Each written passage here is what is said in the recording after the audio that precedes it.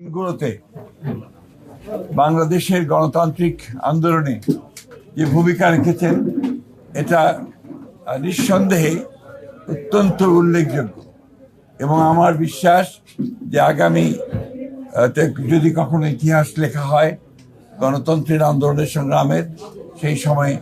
আপনাদের যে অবদান সেই অবদান সেখানে লিপিবদ্ধ থাকবে। আমাদের এই কেন্দ্রীয় অফিস এটা আমাদের কাছে অত্যন্ত প্রিয় আমাদের এই অফিস,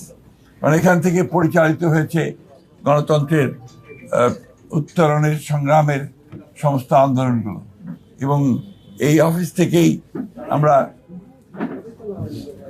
আমাদের নেত্রী দেশনেত্রী বেগম খালেদা জিয়া যিনি আমাদেরকে ছেড়ে চলে গেছেন তার নেতৃত্বে তার সভাপতিত্বে আমরা এর অফিসের সামনে বহু সভা করেছি যেগুলো জনগণকে অনুপ্রাণিত করেছে গণতান্ত্রিক আন্দোলনে ঝাঁপিয়ে পড়ার জন্য। আজকে খুব কষ্টের সঙ্গে আমাদের স্মরণ করতে হয় যে আমাদের সেই মহান নেত্রী যিনি আমাদের বাংলাদেশের সামগ্রিক গণতান্ত্রিক আন্দোলনে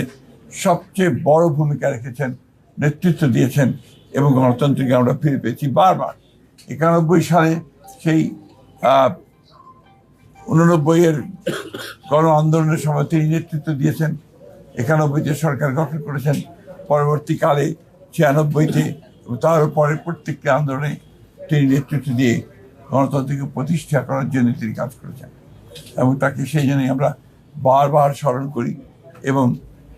আমি যে বিশ্বাস করি যে দেশনেত্রী বেগম খালেদা জিয়া শুধু বাংলাদেশ নয় আমাদের এই এশিয়া প্যাসিফিক অঞ্চলে গণতন্ত্রকে প্রতিষ্ঠার জন্য যে সমস্ত নেতারা নেতৃত্ব দিয়েছেন তাদের মধ্যে নিঃসন্দেহে অন্যতম। আমরা তার চাই যে আল্লাহ তাআলার কাছে প্রার্থনা করি যে তাকে যেন বেহেশত নসিব করা হয়, তার রুহের মাগফিরাত কামনা করি। আমরা এখন নতুন এক বাংলাদেশের জন্য কাজ করছি, স্বপ্ন দেখছি। আমাদের নেতা, আমাদের তরুণ নেতা, আমাদের দলের চেয়ারম্যান এবং বর্তমান প্রধানমন্ত্রী তারেক রহমান সাহেবের নেতৃত্বে এবং অতি অল্প সময়ের মধ্যেই তিনি যে দেশের মানুষের মধ্যে যে একটা অবস্থান করে নিয়েছেন যে তিনি কাজ শুরু করেছেন এবং কাজ করবেন এবং তার বিভিন্ন কর্মপদ্ধতিতে সেটাই প্রমাণিত হচ্ছে। আমরা বিশ্বাস করি, আশা করি যে বাংলাদেশ জাতীয়তাবাদী দল তার নেতৃত্বে আরও শক্তিশালী হয়ে উঠবে এবং এই সরকার যে সরকার গঠন করা হয়েছে তার নেতৃত্বে সেই সরকার সফল হবে বাংলাদেশকে তার ইপ্সিত লক্ষ্যে নিয়ে যেতে এবং সত্যিকার অর্থেই একটা সুখী সমৃদ্ধ বাংলাদেশ